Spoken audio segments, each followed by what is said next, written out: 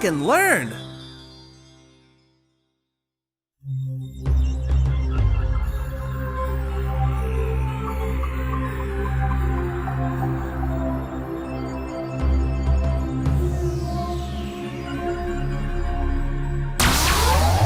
Hey, Kevin!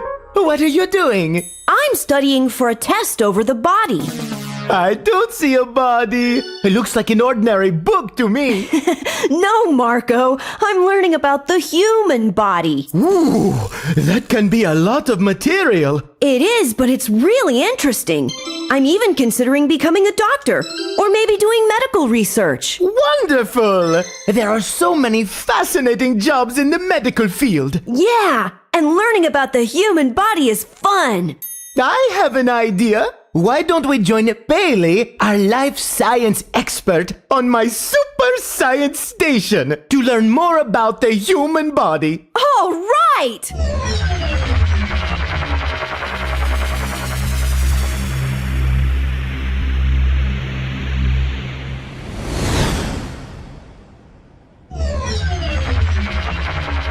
Hi guys!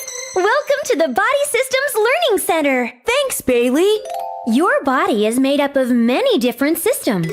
Here at the Body Systems Learning Center, we'll take a look at how some of the systems in your body work together to keep you going. Your skeletal system keeps you from looking like a beanbag on the floor. It's made up of bones that support the rest of your body. You should be sure to get plenty of calcium in your diet. Calcium helps build and maintain strong bones. Some bones protect important, delicate parts of your body. For example, the skull is kind of like a helmet inside your head that protects your brain. Your brain is the control center for your entire body. It's part of the nervous system. Your nervous system also includes the nerves. Thin threads of nerve cells called neurons run throughout your body. I heard that the nerves carry messages back and forth. That's right. Nerves generally connect to the brain through the spinal cord inside your backbone. Sensory nerves send messages to the brain from the body. Motor nerves carry messages from the brain to all the muscles and glands in your body. Exactly.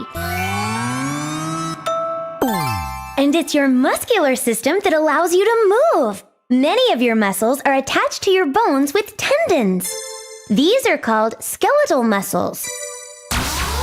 But there are other kinds of muscles that help move things inside of you, like food or blood.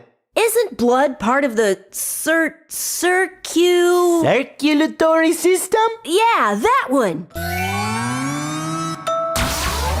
The circulatory system is an organ system that moves nutrients, gases, and wastes to and from cells. The circulatory system is also called the cardiovascular system. It includes the heart, the blood, and blood vessels. Blood is the fluid that circulates around the body, bringing to your cells the nutrients and gases your body needs. Blood also gets rid of the waste your cells produce. Wow, blood is pretty important. But wait, there's more. Some cells in the blood help fight diseases, and the circulating blood also helps maintain your body temperature. The heart is the main engine of the circulatory system. It's a large muscle made of 4 different chambers, 2 on the right and 2 on the left.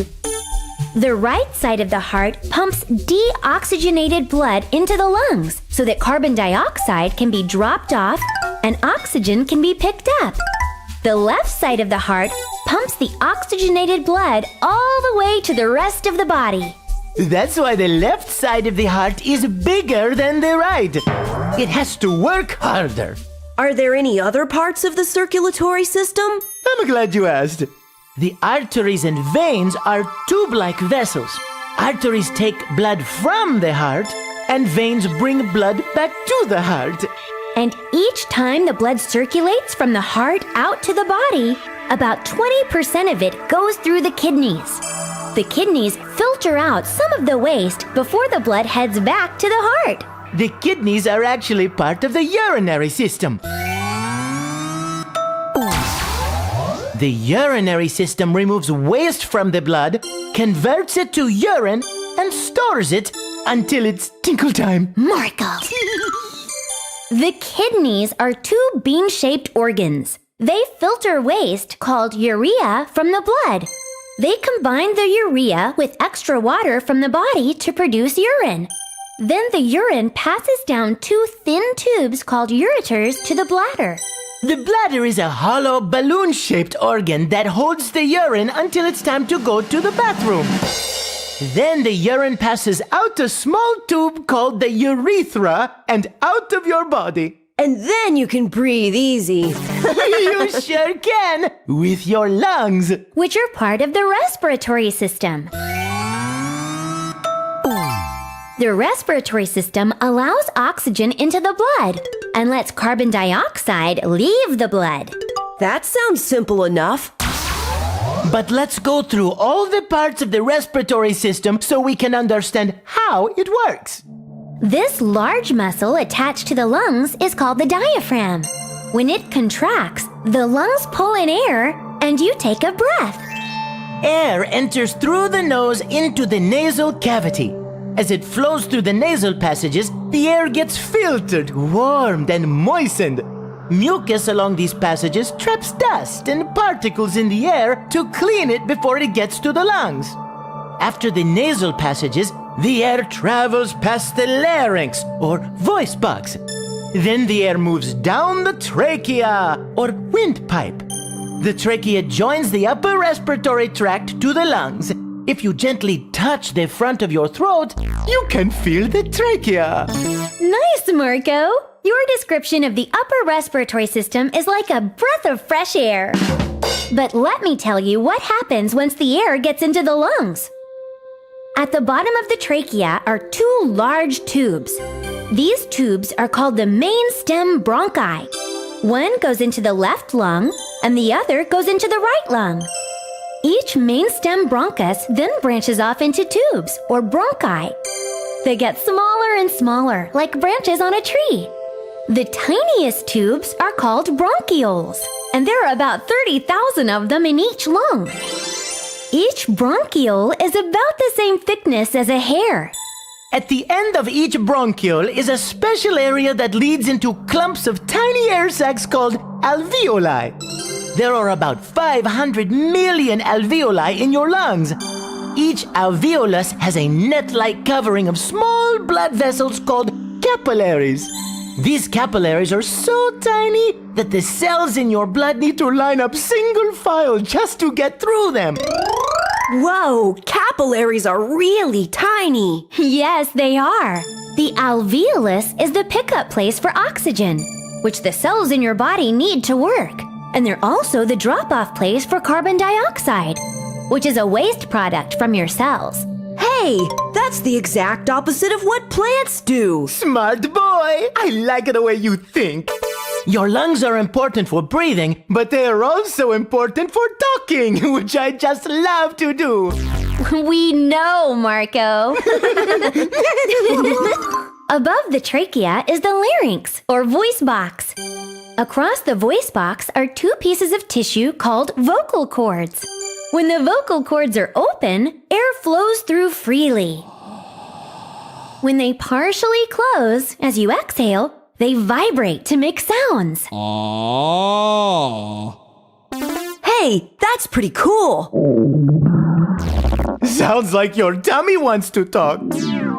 I guess I'm a little hungry. Perfecto! Let's talk about the digestive system while you eat this orange. We'll talk about where that orange will travel as it makes its way through your digestive system. Your body actually gets ready for digestion before you eat. Just seeing or smelling food creates saliva or spit in your mouth. When you eat food, the saliva breaks down the chemicals in the food a little. Your tongue helps out too, pushing the food around while you chew with your teeth. When you're ready to swallow, the tongue pushes the mushed up food toward the back of your throat and into the opening of your esophagus, the second part of the digestive tract. The esophagus is a stretchy pipe that's about 10 inches long. It moves food from the back of your throat to your stomach. When you swallow, a special flap called the epiglottis flaps down over the opening of your windpipe to make sure the food enters the esophagus and not the windpipe. Muscles in the walls of the esophagus move in a wavy motion to slowly squeeze the food through the esophagus. This takes about 2 or 3 seconds. Your stomach is attached to the end of the esophagus. It's a stretchy sack shaped sort of like the letter J. It has 3 important jobs: to store the food you've eaten, to break down the food into a pulpy liquid mixture, and to slowly empty that liquid mixture into the small intestine. The stomach is like a mixer, churning and mashing together all the small balls of food that come down the esophagus into smaller and smaller pieces. It does this with help from the strong muscles in the walls of the stomach and gastric juices that also come from the stomach's walls. In addition to breaking down food, gastric juices also help kill bacteria that might be in the food. This small intestine is a long tube with about a 1-inch diameter. It's packed inside you beneath your stomach. An adult small intestine is about 22 feet long. The small intestine breaks down the food mixture even more, so your body can absorb all the vitamins, minerals, proteins, carbohydrates, and fats. The small intestine can help extract these nutrients with a little help from the pancreas, liver, and gallbladder. Those organs send different fluids to the first part of the small intestine. These juices help to digest food and allow the body to absorb nutrients. The pancreas makes enzymes that help the body digest fats and protein. A fluid from the liver, called bile, helps to absorb fats into the bloodstream. And the gallbladder serves as a warehouse for bile, storing it until the body needs it. Food may spend as long as 4 hours in the small intestine. During that time, the food becomes a very thin, watery mixture. Nutrients in the food are absorbed into the blood and go to the liver.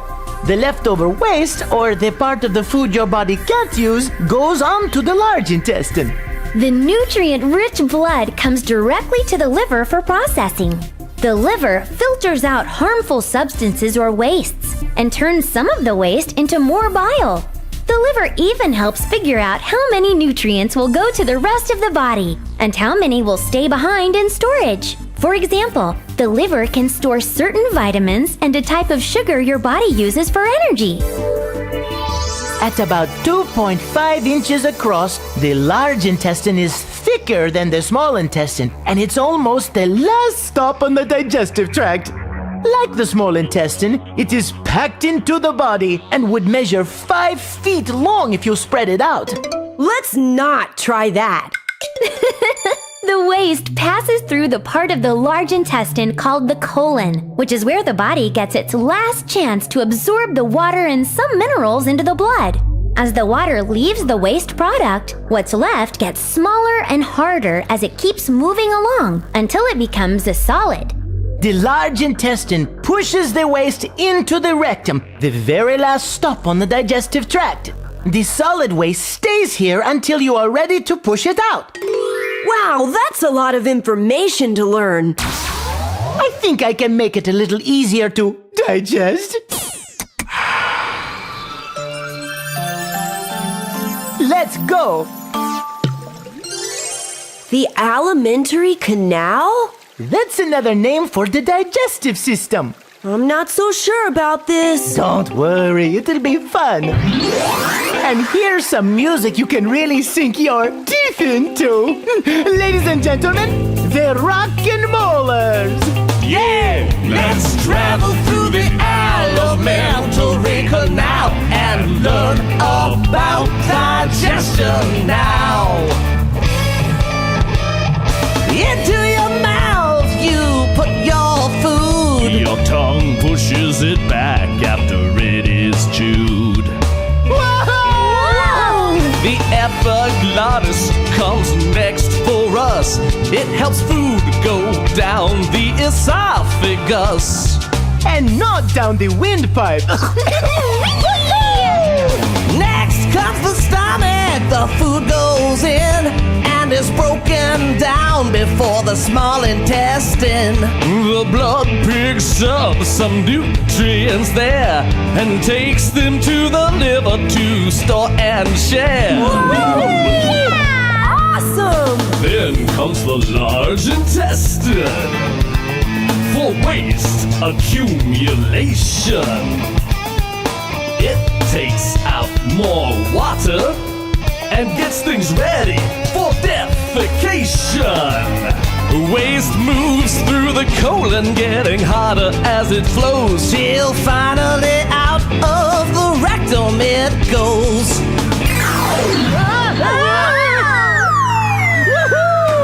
Yeah! Wow, that was fun! We're not finished yet.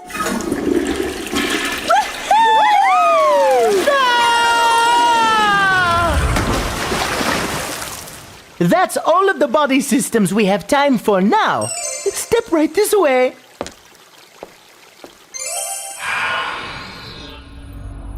What's this place? It's the Sensory Learning Center. This stuff looks cool. This stuff is cool.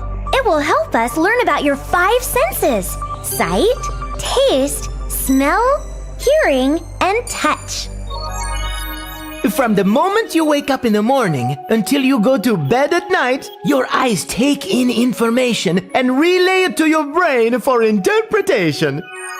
When you look at an object, you are actually seeing the light that bounces off the object and into your eyes. The light enters your eye through this transparent protective layer called the cornea. Then light passes through the dark round opening in the center of your eye called the pupil. I've noticed in the mirror that sometimes my pupils are large and sometimes they get smaller. That's because of the muscles in the iris, or the colored part of the eye. By expanding and contracting, the iris can change the size of the pupil according to the amount of light that's around you. When you're in bright light, the iris expands and the pupil becomes smaller. Ah, but if it's dark, the iris makes the pupil larger to let in more light. You've got it! The muscles of the iris adjust the size of the pupil and determine how much light enters the eye. Just behind the pupil is the lens.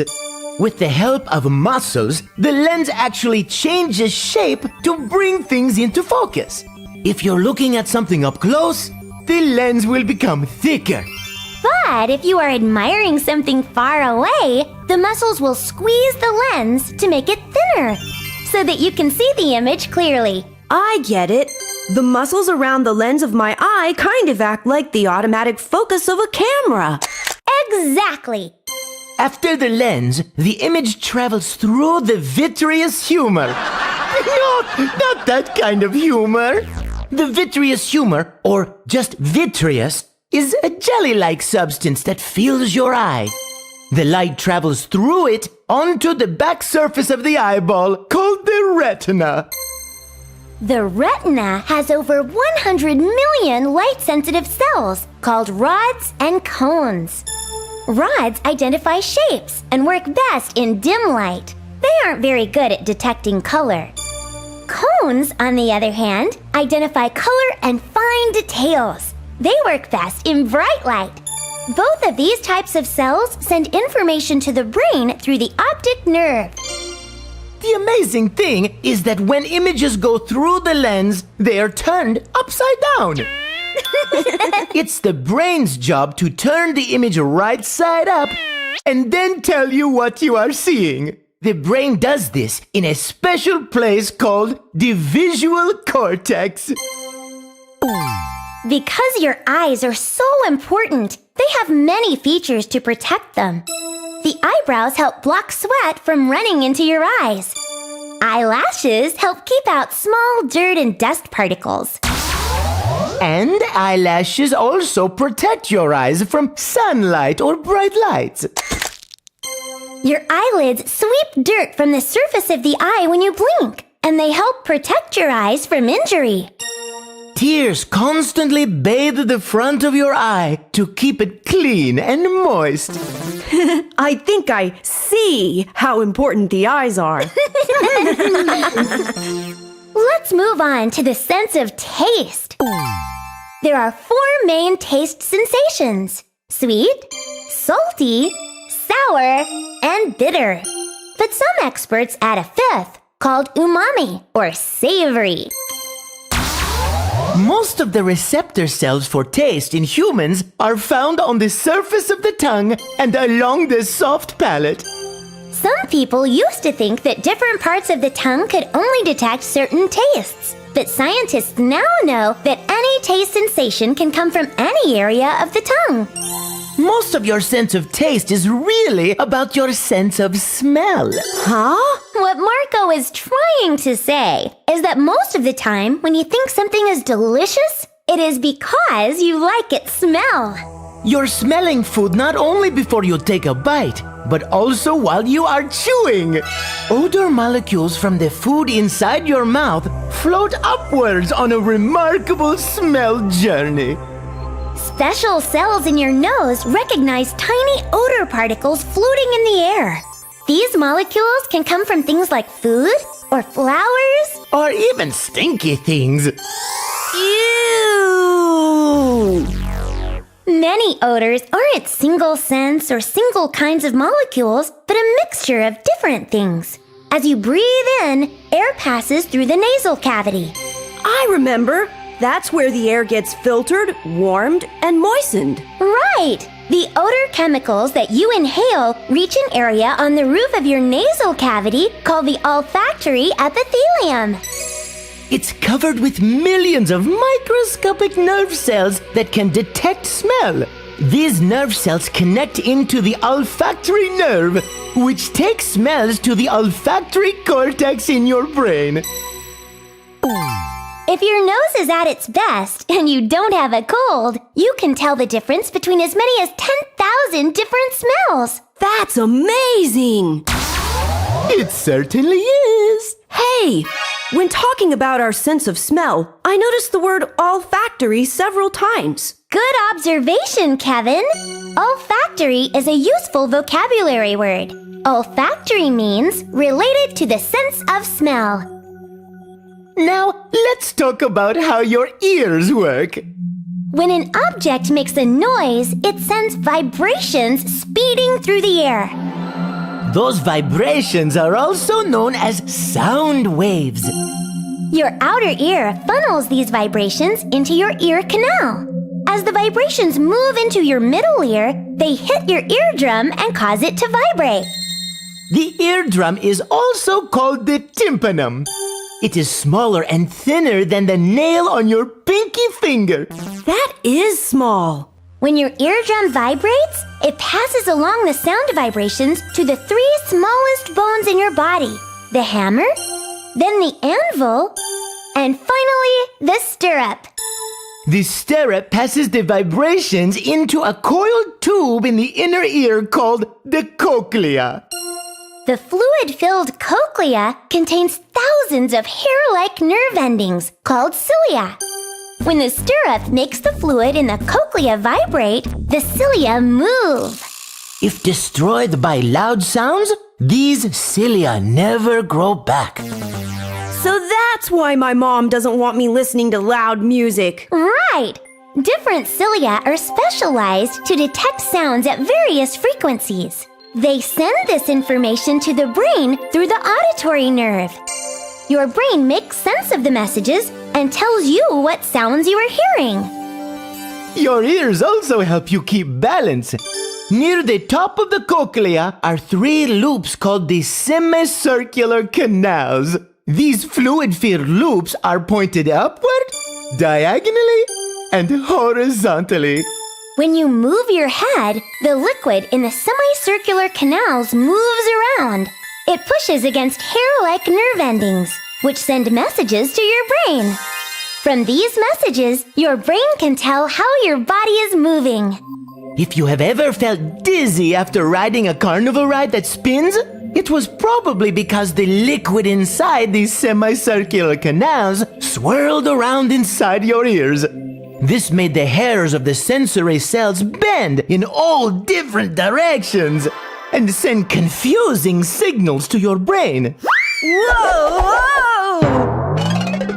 Oops, that made me feel a little dizzy. Made you feel, huh?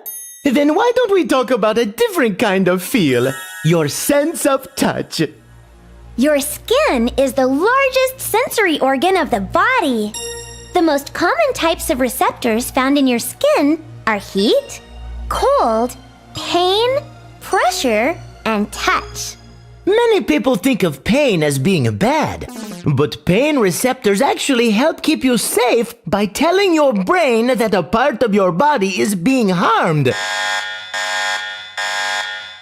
This is probably the reason we have more nerve endings for pain than any other type. Have you ever noticed that some parts of your body are more sensitive than others? Yeah, even a tiny paper cut on my finger can be really painful. That's because there are more receptors in some areas of your skin than in others. The more receptors, the more sensitivity. Some of the most sensitive areas of your body are your hands, lips, face, neck, tongue, fingertips, and feet. And the least sensitive part of your body is the middle of your back. Thanks, guys. I've learned a lot about the human body today. We'll see about that. Let's play the Body Wheel!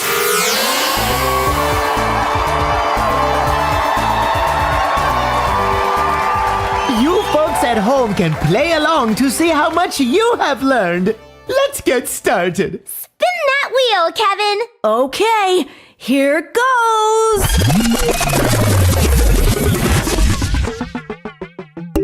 Ah, the circulatory system. Read the question, Bailey. How many chambers are found in the human heart?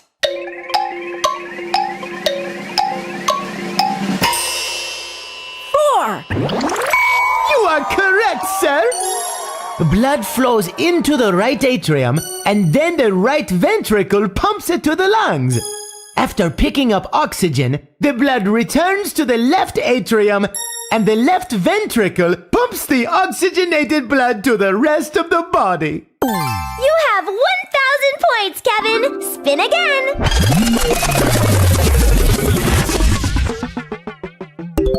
Don't be nervous. Just kidding. I know you'll do well with this question on the nervous system. What kinds of nerves send messages to your brain from your body?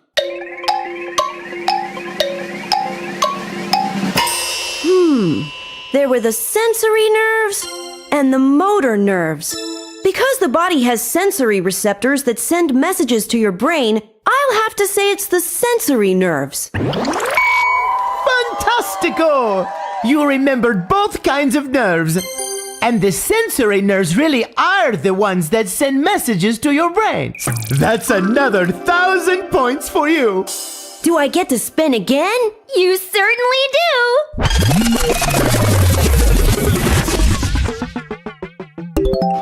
Ooh, this is not my strong suit. Can I buy a bowel? Very punny. Read Kevin his question about the muscular system, Bailey.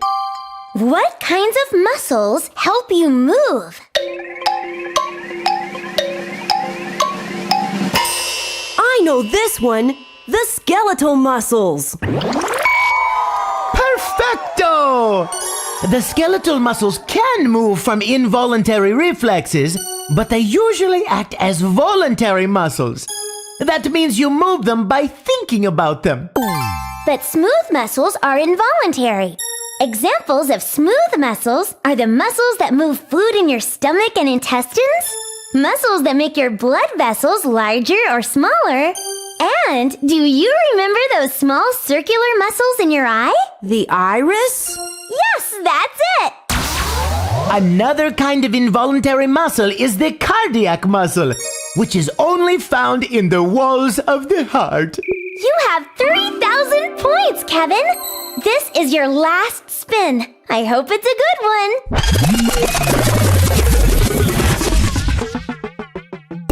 Ah, what a breath of fresh air! Bailey, the question, please. This one's worth 2,000 points.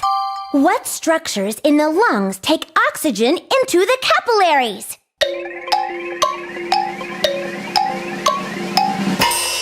I remember this. The alveoli. That's right.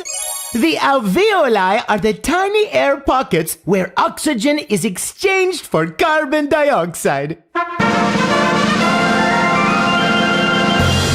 Hooray! You have 5,000 points! You win! What do I win? What do I win? A trip! Oh boy, where do I get to go? A trip home! Aww. Don't be disappointed. This is a trip in style.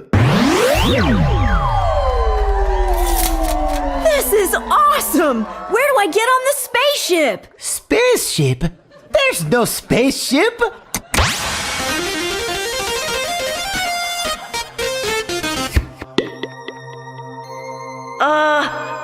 What now?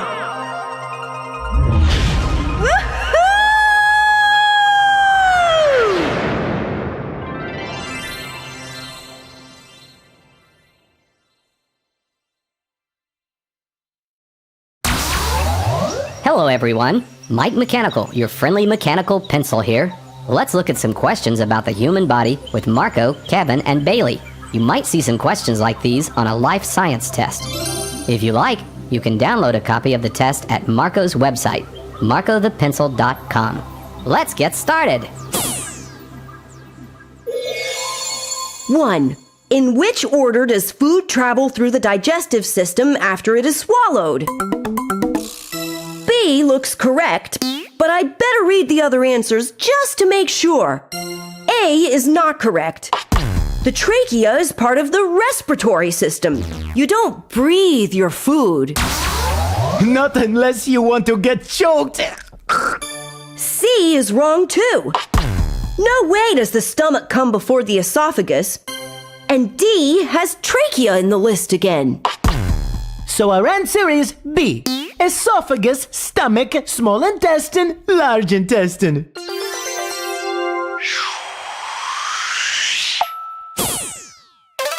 I like the way you are carefully examining each answer before making your choice. Thanks, Marco. 2. Which best describes the primary role of the lungs in the respiratory system? A. The lungs exchange carbon dioxide for oxygen. That is an important role of the lungs, but I'll look at the other choices to be sure this is the best answer. B. The lungs are necessary for people to talk.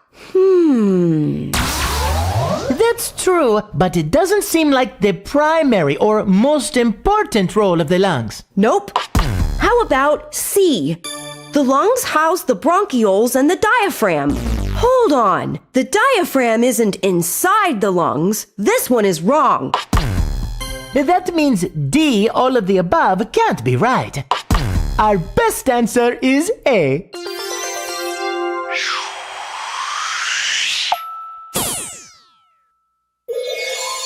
3. Which system is responsible for transporting nutrients, gases, and waste to and from the cells in the body?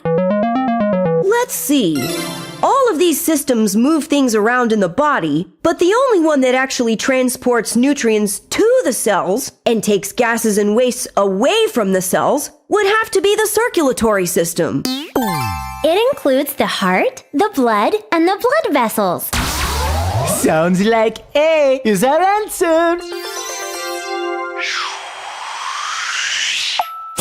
You are so smart, Kevin! Let's quickly review these other systems in the question. The respiratory system helps exchange gases to support life. In humans and other mammals, this provides oxygen to the blood and removes carbon dioxide and other gaseous wastes from the blood. The digestive system turns the food you eat into useful nutrients. And the urinary system, you may recall, produces, stores, and eliminates urine. Bailey, you're kind of showing off, don't you think? Why, thank you, Marco. Why don't you read the next question, Kevin? 4. Jackson broke his arm playing soccer. What conclusion can Jackson make from the bar graph below? Oh boy, a graph question. Yeah, we see a lot of those in my class. And sometimes they can be a little confusing. I will help you through it. What do you notice right off? It looks like they're comparing the amount of calcium in some food servings. Is there anything you notice about the bars? A cup of plain yogurt is way above the other foods for the percentage of daily calcium that it provides, although Swiss cheese is not too far behind. Hey, Bailey told me that calcium is important to build and maintain strong bones. That means it would probably help repair a broken bone. It sure would. Now read the answers to find the best conclusion about the graph. A. He should avoid yogurt so that his arm will have a better chance of healing. No way! That would be the opposite of what Jackson would want. Avoid means that you don't do it. B. Swiss cheese would be a better choice than yogurt to provide more calcium. No. The graph shows that Swiss cheese has less calcium than yogurt, even though Swiss cheese has more calcium per serving than some of the other foods. C. Yogurt would be the best choice to get the most calcium. That sounds right, but let me read the last answer just to make sure. Reading all of the answers is always a good test-taking strategy. D. Jackson should avoid pinto beans and broccoli. Oh no, Marco! Now I'm confused. Should Jackson avoid those foods since he needs lots of calcium? Are you saying he should just eat yogurt all the time? No, that would get boring. Besides, it wouldn't be healthy to only eat yogurt. Even though it's not my favorite food, I eat broccoli because it provides lots of healthy nutrients, like vitamins and antioxidants. And pinto beans have protein and fiber.